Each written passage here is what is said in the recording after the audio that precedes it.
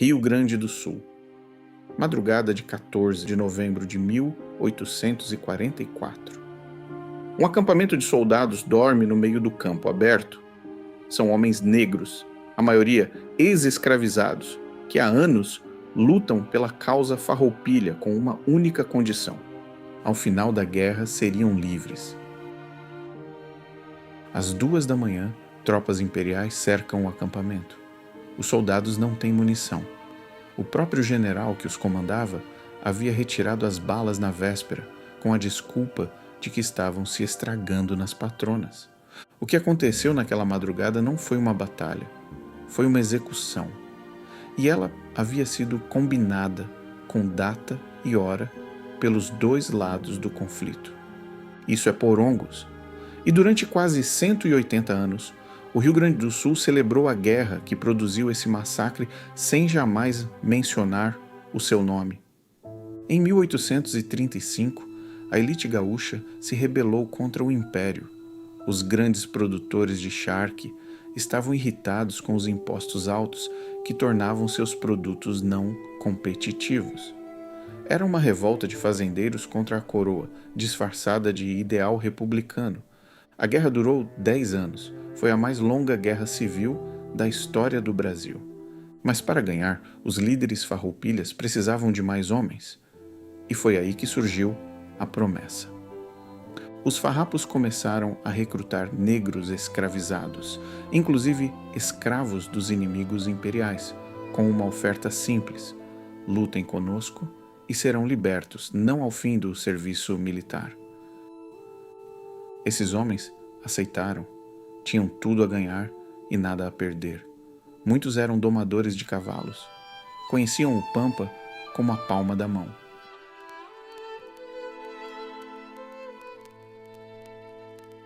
Formaram o primeiro corpo de lanceiros negros, 408 lanceiros divididos em 8 companhias, comandados pelo coronel Joaquim Teixeira Nunes, um abolicionista convicto que se tornaria, anos depois, o mais temido oficial do exército farroupilha. O italiano Giuseppe Garibaldi, que lutou ao lado dos farrapos antes de se tornar herói da unificação italiana, deixou escrito sobre os lanceiros negros: nunca havia visto em nenhuma parte homens mais valentes. Disse que foi naquelas fileiras que aprendeu a desprezar o perigo. Pense nisso por um segundo.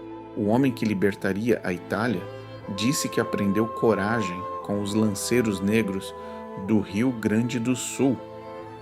E esses mesmos homens não têm uma linha nos livros que a Semana Farroupilha distribui aos alunos gaúchos. Em 1842, depois de 7 anos de guerra, ficou claro que os farrapos não tinham condições de vencer. O grupo que buscava a paz começou a ganhar força dentro do movimento. Era hora de negociar a anistia com o Império, mas havia um obstáculo humano. Os lanceiros negros eram, a essa altura, quase metade do exército farroupilha. Homens experientes em guerra que haviam ganho liberdade pelo combate e que a Constituição da República Rio-Grandense havia reconhecido como livres. O Império não aceitava essa liberdade. Para o governo de Dom Pedro II, esses homens eram propriedade dos senhores imperiais, que haviam abandonado para lutar pelos farrapos. Deveriam ser devolvidos. E a maioria dos líderes farroupilhas, na prática, concordava. Bento Gonçalves, o maior nome da Revolução, morreu com dezenas de escravos em sua fazenda. A abolição nunca foi uma bandeira real da farroupilha. Era uma promessa de recrutamento, não um projeto de sociedade. Alguns líderes farroupilhas iam mais longe no raciocínio. Tinham medo de que, se os lanceiros permanecessem livres e armados, uma rebelião fosse inevitável. Homens que sabiam lutar, que tinham sido escravizados e que agora estavam sendo traídos. Esse medo não era infundado. Era a consciência culpada de quem sabia o que estava prestes a fazer.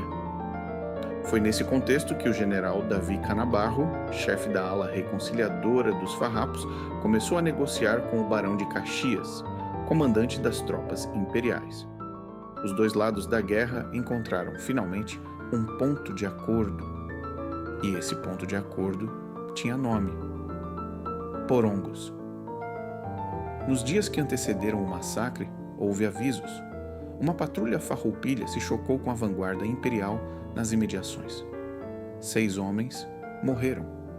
Era sinal claro de que o inimigo estava próximo. A irmã do general Neto mandou um emissário avisar que tropas imperiais haviam sido vistas nos seus campos. Canabarro dispensou o aviso. Disse sobre o comandante imperial Francisco Pedro de Abreu, o Moringue. Moringue sentindo a minha caatinga, aqui não vem. Na véspera do ataque, Canabarro ordenou que os soldados negros entregassem suas munições. A justificativa era técnica. As balas estavam se estragando nas patronas. Os lanceiros obedeceram.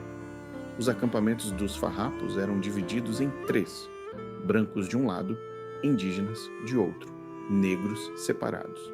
Naquela noite, os negros foram posicionados às margens do arroio Porongos, afastados do restante da tropa.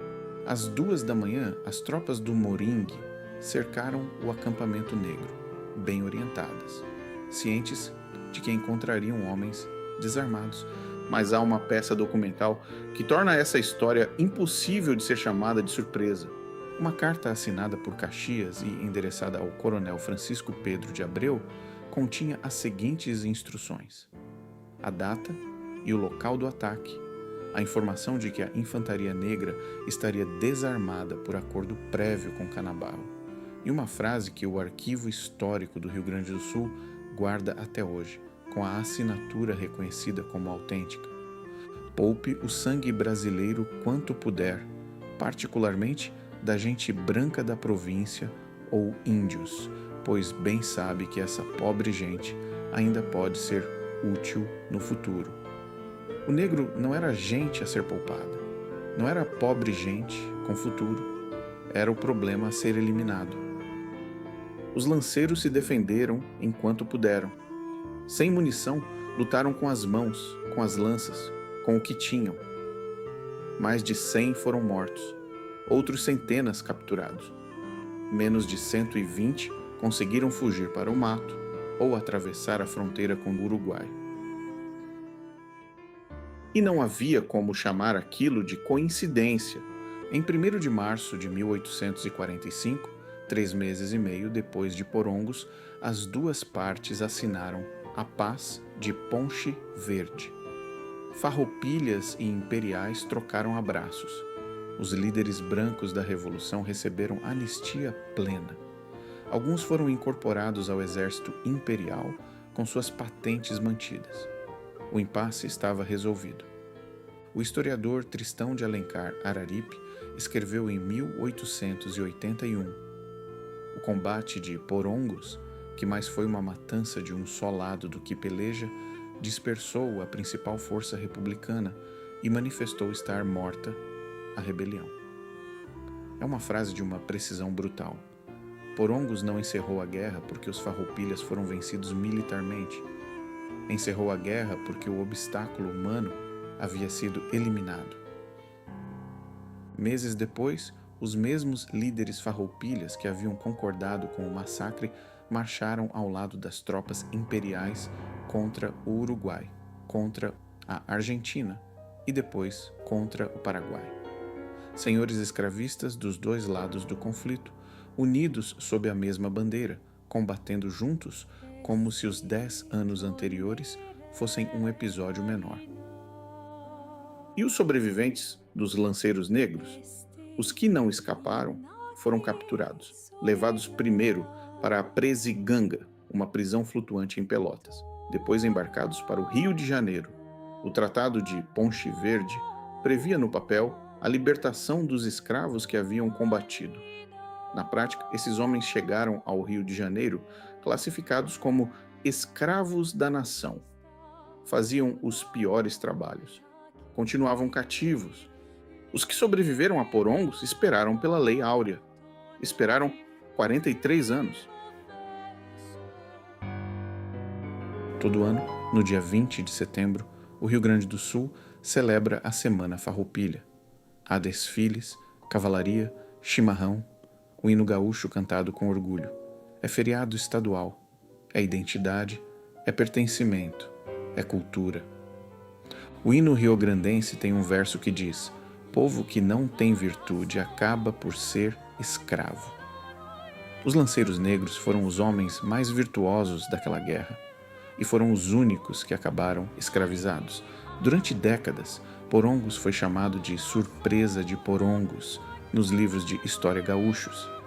Uma surpresa, como se Canabarro tivesse sido apanhado de calças curtas, como se não houvesse a carta com data, local e instruções específicas de preservar os brancos. A historiografia apologética resistiu por muito tempo. Houve quem contestasse a autenticidade da Carta de Caxias, alegando que havia sido forjada para desacreditar Canabarro. Mas o Arquivo Histórico do Rio Grande do Sul reconheceu a assinatura como autêntica. E os demais detalhes, os 2 alertas ignorados, a divisão dos acampamentos por raça, a retirada das munições horas antes, os 80% de corpos negros no campo, esses permanecem, como escreveu um historiador, inquestionáveis, assombrando o passado. Foram os movimentos negros gaúchos que mantiveram essa memória viva quando os livros escolares não o faziam.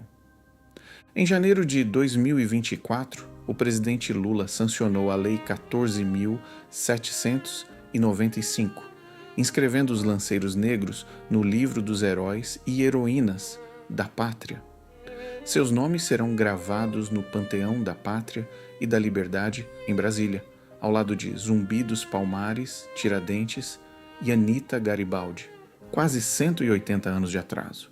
A Revolução Farroupilha não foi uma epopeia de liberdade. Foi uma guerra de elites que usou a liberdade como ferramenta de recrutamento e depois a descartou quando se tornou inconveniente para a paz entre brancos. Porongos não é um detalhe da história gaúcha. É o centro moral dela. É o ponto em que a contradição fundamental daquela revolução se torna impossível de ignorar. Homens que pregavam república e liberdade escolheram, quando chegou a hora, preservar a escravidão. Os lanceiros negros não foram vítimas passivas. Foram soldados que lutaram por 10 anos, que aprenderam e ensinaram coragem, que construíram uma das unidades militares mais respeitadas da guerra. E foram traídos exatamente porque eram bons demais para serem ignorados e inconvenientes demais para serem reconhecidos. A história de Porongos não é a história de uma batalha. É a história do limite de uma revolução que nunca quis, de verdade, mudar o mundo que dizia combater. Se você chegou até aqui e gostou do vídeo, por favor, considere se inscrever no canal e comente qual tema você quer aqui no canal. Um grande abraço e até a próxima.